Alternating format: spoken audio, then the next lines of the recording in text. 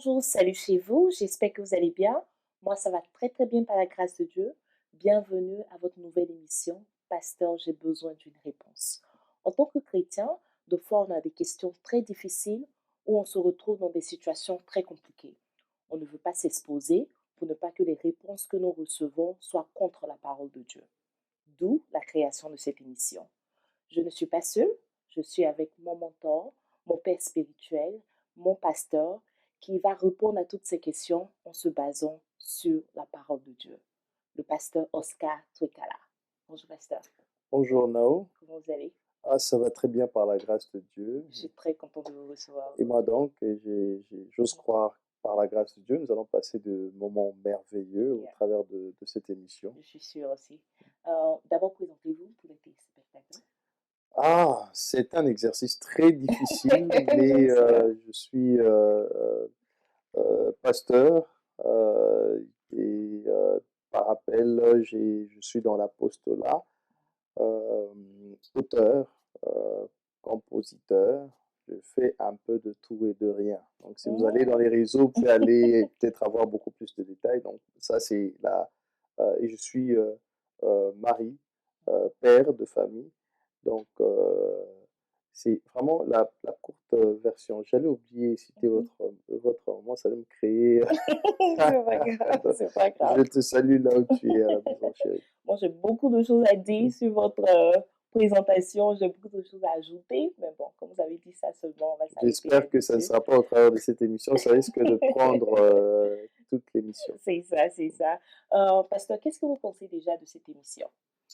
Alors pour moi, je pense que c'est une réponse à la jeunesse. Déjà que la plupart des questions dont j'ai eu à lire, c'est des questions que nous avons très souvent. Et moi, je pense que si, au travers de cette émission, nous pouvons toucher euh, une audience assez large, Mhm. ça va vraiment bénir, ça va édifier et que Exactement. Dieu vous bénisse pour cette initiative en Merci, tout cas. papa. Amen, amen. Aujourd'hui, on va traiter deux sujets. Et ce sont des sujets vraiment très pertinents. C'est Mhm. vraiment ce que, comme vous l'avez dit, la jeunesse se pose, même des personnes plus âgées même se posent et Bien tout. sûr, bien sûr. Et le fait d'avoir un pasteur, un homme de Dieu qui va répondre en se basant sur la parole de Dieu. Parce que deux fois, on a des questions vraiment très difficiles et on prend peut-être une personne là, on lui demande oh, qu'est-ce que tu penses et deux fois, c'est vraiment pas la bonne réponse ou bien ce n'est pas basé sur la parole de Dieu ou bien c'est basé sur nos propres expériences. Je suis contente vraiment que vous soyez là pour répondre à ces questions parce que vous avez répondu à beaucoup de mes questions. Donc, je suis contente de vous avoir sur le plateau pour répondre à ces questions. Vraiment, avec l'aide du Saint-Esprit, j'ose croire que par sa grande sagesse, il Mhm. pourra éclairer nos lanternes. Amen, amen. Donc, on va passer maintenant à écouter la première question. Bien sûr. Allons-y. Faut-il avoir une apparence ou un style particulier pour servir le Seigneur? Est-ce qu'un pasteur peut avoir des tatouages et des dreadlocks? C'est une question pertinente. Mhm, mhm, D'entrée de jeu, je pense pas qu'il y a vraiment un style particulier. Mais la parole nous parle de la modestie. Nous devons être modeste en tant que chrétien, mais encore là, c'est relatif. yeah, Euh, vous pouvez être en face de Bill Gates ou quelqu'un millionnaire. Pour lui, peut-être à cause de l'endroit où il vit, un t-shirt pour lui, ça coûte 200 $. Par mhm, contre, moi, je peux aller acheter un t-shirt à 100 $. Mais pour lui, il s'est dit que c'est modeste mhm, par rapport à son train de vie. Donc, c'est relatif. Et encore, au sujet de dreadlocks, les tattoos, donc là, je vais nous inviter dans les Écritures. D'abord, on va essayer de toucher sur les tattoos et ensuite on va retomber sur les dreadlocks. ok, il n'y a pas de Donc problème. Je crois qu'on est prêt.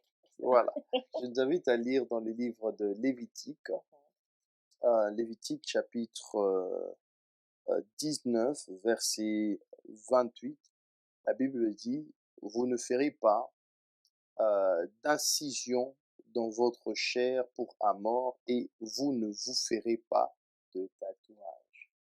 Ouais, donc Oui, c'est c'est clair. c'est assez clair que ça, Mhm, que, c'est vrai que il y aura de ces personnes qui vont, dire: «Non mais pasteur», j'ai entendu même quelqu'un qui dire, «Le Christ avait de tatouages». ouais, Dieu, donc si Jésus avait des tatouages, nous tous on peut se tatouer. Alors si on ne peut pas faire la différence entre les marques et les tatouages, là c'est grave il y a un parce que problème. Christ sont des marques. C'est pas un tatouage, ce sont des marques qui rappellent, d'abord qui doivent nous rappeler à nous, c'est qu'il a enduré. Donc ce n'est pas que Christ pour vraiment si on doit réduire, on doit réduire les marques de Christ à ce niveau-là pour dire que ce sont des il n'est pas allé voir euh, un Un artiste artiste, exactement. de tatouage pour lui faire ces marques-là. Non, ces marques-là symbolisent autre chose. Mhm, Euh, donc, c'est pas ça. Alors, mais maintenant, ça part de culture. Il y a ces cultures pour eux, les tatouages, c'est leur identité. C'est comme ça qu'ils se définissent. Donc, dans ce cas-là, voilà pourquoi c'est un peu complexe. Il y a aussi ces personnes qui se sont fait de tatouages avant de venir en Christ, ça, c'est autre chose. Mais quand on est en Christ, on comprend que notre corps ne nous appartient pas. Et je vais lire cela très rapidement. mhm. Euh, dans les livres de Corinthiens, 1 Corinthiens chapitre 6, verset 17, on peut commencer à partir de là, la Bible dit, mais celui qui s'attache au Seigneur est avec lui un seul esprit. Fuyez d'induite sexuelle tout autre péché qu'un homme commet est extérieur au corps. Mais celui qui se livre à l'induite sexuelle pêche contre son propre corps. Et là n'est pas vraiment ce qui nous intéresse, quoi. C'est très important. Verset 19. Ne savez-vous pas que votre corps est le sanctuaire de l'Esprit Saint qui est en vous et que vous tenez de Dieu, vous ne vous appartenez pas à vous-même. Donc ça veut dire que je ne peux pas me lever un matin, je décide, je dis bon ok à l'église, je, je vais changer l'emplacement, je vais venir peindre parfois à l'église en bleu parce que c'est ma couleur préférée. Je comprends que ce n'est pas, c'est le temple de Dieu. Donc il y a des limites. Je ne fais pas tout ce que je veux, mais je dois faire ce qui plaît à Dieu. Alors c'est facile de bien se tenir quand c'est un bâtiment. Mais en réalité, nous autres, là, dans le Nouveau Testament, ce n'est pas le bâtiment, mais c'est le corps. Alors, si je comprends que c'est mon corps et que mon corps est le temple du Saint-Esprit, tout ce que je dois le faire en respectant ce corps qui ne m'appartient pas. Donc, je ne peux pas venir me lever un matin, je dis, je veux faire des tatouages sur mon corps parce que c'est une forme d'adoration. Mais l'adoration, selon qui? Est-ce que c'est selon moi ou c'est selon le Saint-Esprit? Donc, il y a tout ça. C'est assez complexe, je sais que c'est un sujet assez complexe. Euh, Et j'ai une question aussi, par exemple, ces personnes qui écrivent, par exemple, disons des versets bibliques sur eux, ou même dessinent l'image de Jésus sur eux. bon, déjà, là, il faudrait poser la question, les Jésus qui sont en train de dessiner, ils l'ont vu où? Ouais, un Exactement. peu. Mhm. Et, et quand je le fais, c'est comme si je viens te dire, je dis non, je vais te... euh, est-ce que tu manges des carottes brisées? Tu manges des carottes brisées? Oui, on peut pas. Bah, imagine-toi, je dis, bah, non, c'est pour ton bien, je viens de te donner les carottes brisées. Tu me diras, non, mais attends, pasteur, je ne mange pas les carottes brisées. Il faudrait que je te donne un aliment qui te plaît. Quand je vais venir écrire sur mon corps, est-ce vraiment Dieu qui m'a demandé d'écrire? Ou soit je dis, Seigneur, vraiment, je voudrais te faire faveur et m'écrire sur le corps. Parce que je voudrais que les gens, est-ce que nous n'avons plus de Bible en papier? Est-ce que nous n'avons plus de Bible sur nos smartphones? Bon, pourquoi je dois écrire ça dans le corps? Si je dis que c'est pour l'amour de Dieu, est-ce que vraiment l'amour de Dieu, ça s'est défini en cela? Parce qu'il a dit à Pierre, m'aimes-tu? Si tu m'aimes, va paître mes brebis. Donc, l'amour que nous avons pour Christ peut se convertir ou peut se traduire autrement qu'écrire sur nous. Donc, là, ça peut être nos propres penchants, mais on peut faire dire ça tout ce que nous voulons. Non, parce que est-ce que je sais que vous avez vraiment élaboré, est-ce que ça veut dire qu'un pasteur ne peut pas avoir de tatouage? Une très bonne question. Ça veut dire que si j'avais déjà des tatouages avant, c'est autre chose. Mais une fois que je suis dans le Christ, je ne sais plus montrer cela comme la gloire. Si je peux couvrir ça, tant mieux. Moi, je pense que nous avons travaillé dans des sociétés, des hommes ici sur la terre, qui a de cette tatouage, on disait il faut couvrir cela. Vous comprenez? Travail. Donc, on vous demande de couvrir. Si dans le monde séculier, on vous demande de couvrir des tatouages, j'en viens, mais moi, en tant que pasteur, parfois, surtout quand on est pasteur, on est homme de Dieu, il y a d'autres personnes qui nous regardent comme des modèles. C'est C'est-à-dire vrai. que je peux avoir envie de faire quelque chose, mais je dois me battre pour être un modèle, comme a dit l'apôtre Paul à Timothée. Il dit, Mhm. sois un modèle en acte, en parole, afin que ceux qui sont en train de te suivre ne puissent pas trébucher. Donc, il y a cet aspect-là de choses en tant que pasteur. Je ne peux pas, je sais un peu de me tenir. Si j'ai mes tatouages, ok, tant mieux. Est-ce qu'il y a moyen il y a lieu de couvrir cela? Donc, il y a tout ça. Donc, Ok. on n'a pas parlé des dreads. Des dreadlocks, c'est là que je voulais arriver. Et à propos des dreadlocks, Mhm. les pasteurs, les hommes de Dieu qui font ces dreadlocks, vraiment de fois longs, de fois courts, bon, je sais pas, est-ce que c'est quelque chose de bon? Est-ce que c'est à encourager? Bon, avec le cheveu, je ne pense pas vraiment que c'est un problème parce que la Bible parle de Samson. Samson avait des Exactement, tresses, c'est vrai. d'accord? Mais je ne dois pas prendre une apparence qui m'emmène à ressembler parfois à une femme. Là, je pense que c'est extrême. Et si j'ai des dreads et tout ça, c'est propre, ça ne dérange personne, ce sont des cheveux. Donc, je ne dirais pas que c'est un péché parce que moi, j'ai pas de cheveux. Donc, voilà. Mais je voulais juste un peu faire rire notre sœur. Elle était trop sérieuse là dans l'émission. Ok, pasteur. Non, c'est juste pour dire que ça ne veut pas dire que c'est vraiment, c'est pas un péché. Samson, comme j'ai dit, pour ne pas me répéter, il avait des dreads, il avait des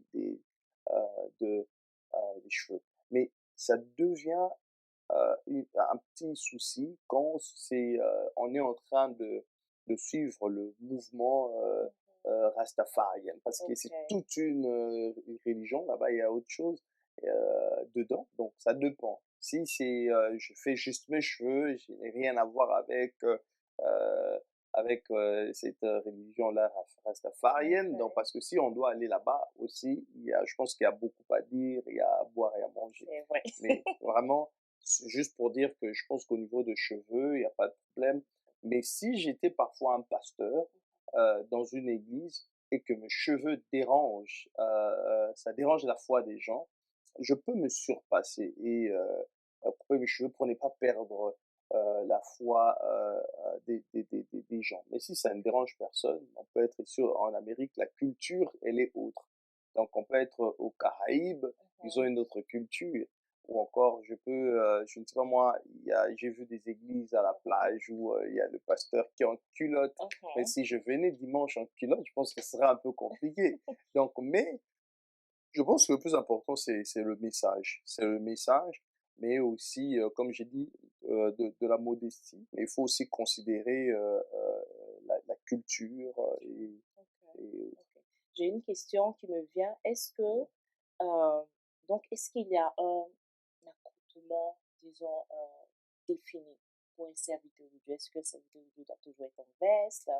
Bon, je ne sais pas, est-ce qu'il y a quelque chose qui sera approprié pour un pasteur? bon, déjà, moi, quand j'ai commencé le ministère, je n'étais jamais en veste. J'étais en chemise, mocassin. Et encore, comme je dis, ça dépend vraiment de culture, de l'environnement. Et bah, j'étais pasteur dans une église africaine, congolaise. Donc, je pense que toi, tu es de la Côte d'Ivoire. Je pense que vous avez aussi la même maladie que nous, de la SAP. C'est vrai. Donc, voilà. Et on me dit, non, un pasteur doit être en veste et tout ça. Alors, c'était très difficile pour moi, mais je me suis battu. Et si j'exagère aujourd'hui, même avec la fleur, là, ça, c'est ma femme. Donc, c'est, c'est tout ça. Mais je pense pas que, on a un style particulier, mais juste la modestie. Je ne viendrai peut-être pas avec un pantalon déchiqueté qui montre parfois mes jambettes ou mes jambes. Ouais, un peu, ça risque de déranger la foi d'autres personnes. C'est vrai. Ou encore une sœur qui vient, bon, la poitrine, elle est parfois parce que euh, ça dépend. Les gens, en réalité, surtout les hommes, on est visuel. On peut être là une servante de Dieu, mais qui a mis une tenue qui provoque les gens. Tu vas prêcher une belle parole, mais les gens seront en train de te regarder. C'est qui est vrai. Donc, tu veux que les gens écoutent le message, qu'ils ne soient pas distraits. Imagine-toi, je viens là, je te prêche, mais j'ai déjà fait un dragon qui commence à partir du dos là, qui vient juste ici là. Ou bien je mets je vais mettre des boucles d'oreilles jusque, voilà, et, ou même ma langue, je perce ma langue. Et puis, pasteur, pour vous prendre au mot, parce que je suis beaucoup sur le net à voir des choses. Et, je veux savoir ce que vous pensez de ça. C'est un pasteur qui a dit que lui, c'est-à-dire il portait des chaussures d'homme, il n'y avait pas de problème et tout. Et après, il a commencé à avoir des problèmes de dos. Et il a prié, et quand il a prié, le Seigneur lui a dit qu'il porte des talons. Donc, jusqu'à présent, c'est comme ça qu'il prêche, c'est comme ça qu'il va. Si j'ai la photo, je vais la présenter. Mais il porte des talons, il se promène avec des talons, il prêche avec des talons. Sans être long, qu'est-ce que vous pensez de ce acte-là? Ma pensée, je pense pas qu'elle est importante, mais les Écritures disent que c'est une abomination qu'un homme s'habille comme une femme. Mais ça dépend encore, parce que si le dos me fait peut-être mal, euh, je peux rajouter. Je vois, il y a ces personnes qui ont des soucis de dos. Parfois, une jambe est longue que l'autre. On ajuste des fois des talons, mais ça ne veut pas dire que je vais aller mettre les talons de ma femme. Et puis, je viens là du dimanche, pasteur, qu'est-ce qui se passe? Je dis, mon dos, j'ai mal au dos, mais avec les talons de ma femme. Vous comprenez un peu? Là, c'est compliqué. Mais si on va rajouter mes propres chaussures, on va rajouter au moins quelques centimètres de talons, mais encore, nous croyons que Jésus peut guérir. Si l'homme de Dieu veut qu'on prie pour son problème de dos, moi j'ai des témoignages. Non, mais sérieux, j'ai des témoignages. Il y a plusieurs personnes qui ont été guéries de maux de dos, donc on peut prier Par la pour. prière. Voilà, et Dieu peut guérir le dos, mais je ne conseillerais pas de mettre les talons des femmes. C'est pas intéressant. Ok, papa. Merci beaucoup. On va passer maintenant à la deuxième question sans plus tarder. La deuxième question dit, c'est un cas, cette jeune dame qui a ce problème-là, et dit, pasteur, ça fait 2 ans que je suis convertie et j'aspire au mariage. Mon ami qui est non converti me fait des avances depuis un moment et je commence à avoir des sentiments pour lui. Puis-je l'amener en Christ et cheminer avec lui? Avant que vous donniez votre réponse, j'ai plusieurs réponses et tout, et je veux signifier que si vous avez des avis que vous voulez partager dans l'émission, vous pouvez nous envoyer ça à l'adresse qui s'affiche sur l'écran. Dès qu'on poste la question, vous envoyez des vidéos et on pourra faire défiler ça dans l'émission. Donc, on va passer maintenant aux avis. C'est l'appel à tout le monde. C'est ce que nous sommes en train de faire, d'amener les païens dans la maison de Dieu, de chercher que les gens puissent se convertir, retrouver le chemin de l'Éternel. Mais je sais que c'est un grand travail. Pour aller au mariage, j'aimerais vraiment que les deux puissent être sur la même page, avoir cette connexion avec Jésus. Parce que vous ne pouvez pas aller quelque part, vous ne connaissez pas où est-ce que vous êtes en train d'aller. Une personne est dans une route qui n'amène pas vers le Seigneur et l'autre dans une route qui amène vers le Seigneur. Vous aurez deux chemins qui seront opposés. Vous devez avoir un seul but, un seul chemin. Et ce chemin-là, c'est le chemin de Jésus-Christ. Je pense que l'effort à faire avec la femme, c'est de faire un effort de ramener l'homme a retrouvé le chemin de Christ qui est le chemin de la vérité. Et à partir de là, ils peuvent commencer à parler mariage. Je pense qu'elle doit en discuter avec lui. Qu'elle sache à peu près où lui il se tient par rapport même à son approche spirituelle de la chose. C'est très important. C'est un sujet important. C'est pas quelque chose à prendre à la légère, quoi. Il faut qu'elle parle en fonction de la volonté du gars ou de sa réticence. Elle prenne une décision. S'il a l'air volontaire, c'est facile. Elle en vrai la chemine vers l'église et ça se passe. S'il est réticent, c'est une toute autre histoire. Et pour faire court, vaudrait peut-être mieux ne pas s'engager sur quelque chose de sérieux s'il est réticent. Donc déjà pour moi, mon opinion c'est que la base la base de quelqu'un, quand quelqu'un veut se convertir, ça doit être pour Dieu. Ça doit être pour pouvoir cultiver une certaine relation avec Dieu. Donc je pense qu'avant de commencer à chercher, même à savoir si c'est ok qu'elle ressente quelque chose pour cette personne ou bien essayer de le convertir, il faut que déjà il ait cette envie de connaître Dieu. Déjà, je ne sais pas déjà s'il a déjà une autre religion, s'il fait partie d'une autre foi, je ne sais pas s'il a tout ça. Je ne sais même pas s'il croit en Dieu. Donc déjà, pour elle, en tant que quelqu'un qui est converti et tout, je pense que croire en Dieu, avoir une relation avec Dieu, c'est quelque chose de très, très, très, très nécessaire pour elle, pour être dans un couple. Donc, moi, personnellement, je pense qu'il n'est pas... Je pense que c'est une perte de temps d'essayer de convertir quelqu'un, ou bien d'essayer de convaincre quelqu'un de se convertir. Si la personne n'a pas déjà cette envie, si la personne n'est pas déjà en train de chercher Dieu et tout, je pense que ça peut être plus une amitié, chercher à connaître plus la personne et puis éventuellement l'amener vers l'église et après ça, voir s'il y a possibilité d'une relation. Mais déjà, si son envie de l'envoyer à l'église, c'est parce qu'elle veut chercher à se marier avec lui, je pense que déjà la base est déjà fausse. Intéressant. Qu'est-ce que vous pensez déjà des réponses des personnes? Ah, c'est très intéressant.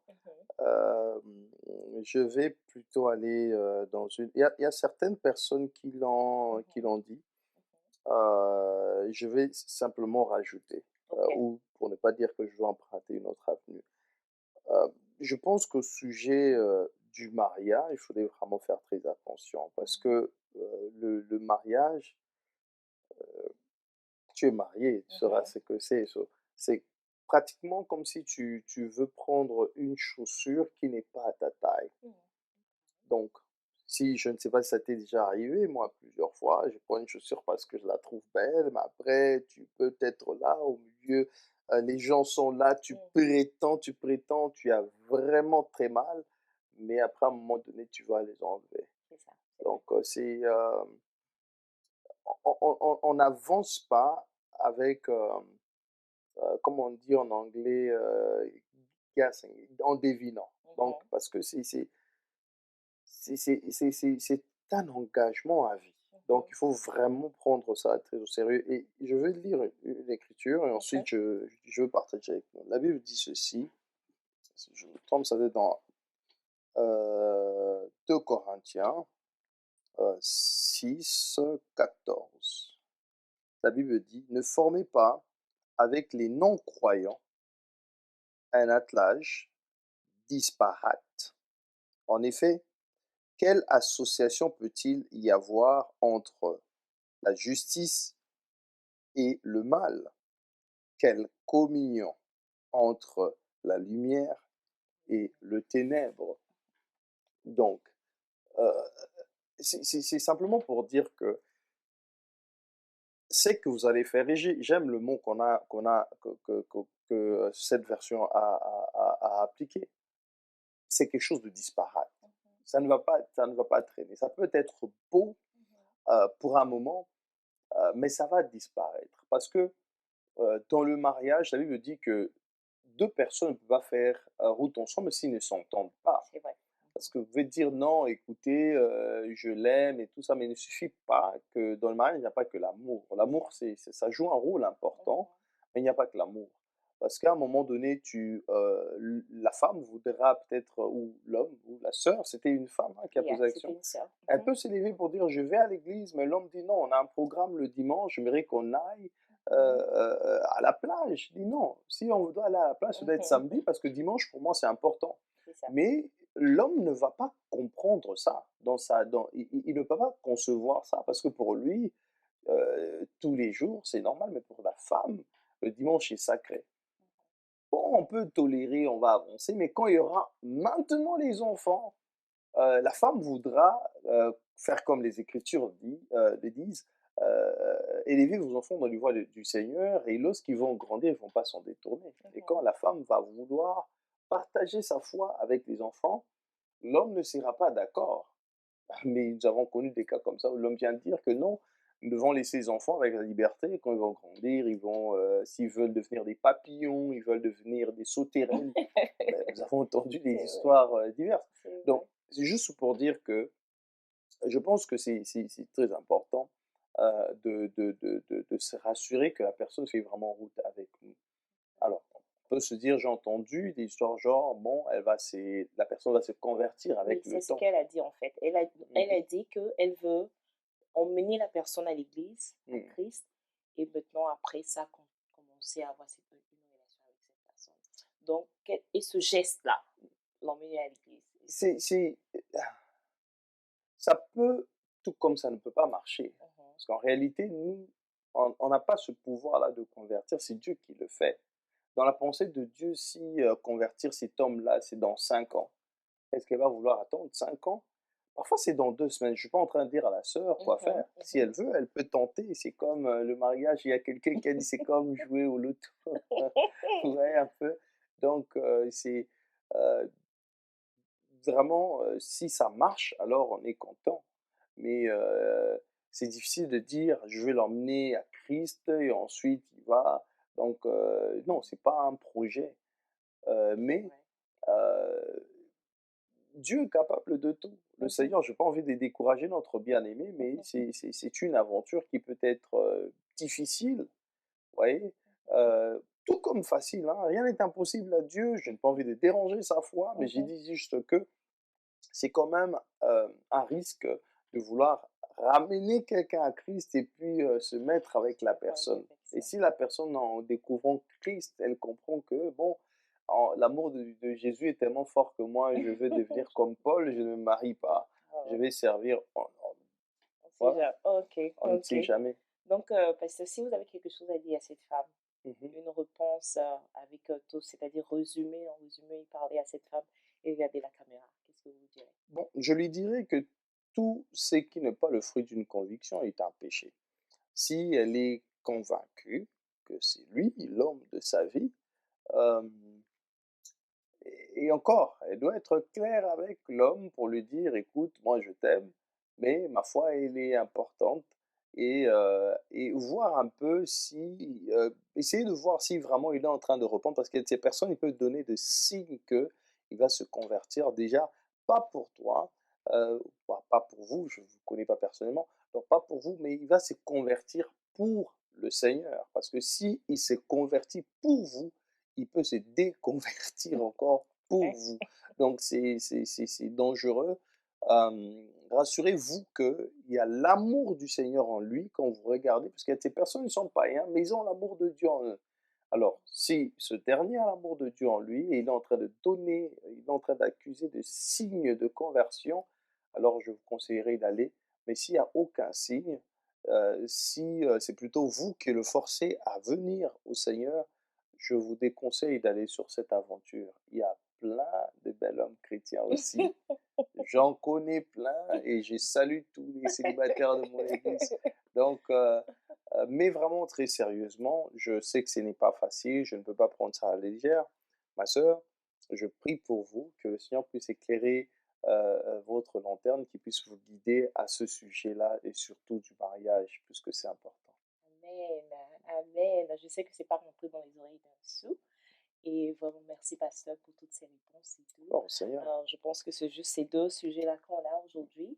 On se retrouvera la semaine prochaine pour plusieurs questions aussi. je serai là. Merci d'avoir suivi. Et comme je vous ai dit, si vous avez des questions, vous pouvez laisser les questions en commentaire ou vous pouvez nous envoyer par message sur l'adresse qui s'affiche sur l'écran. Si vous avez aussi des avis par rapport à toutes ces questions-là, vous pouvez faire une vidéo de une minute et nous envoyer à ce numéro qui s'affiche sur l'écran et nous pourrons passer ça pendant l'émission et aussi montrer au pasteur pour qu'il puisse voir un peu ce que vous pensez. Merci encore d'avoir suivi et on se dit à la semaine prochaine.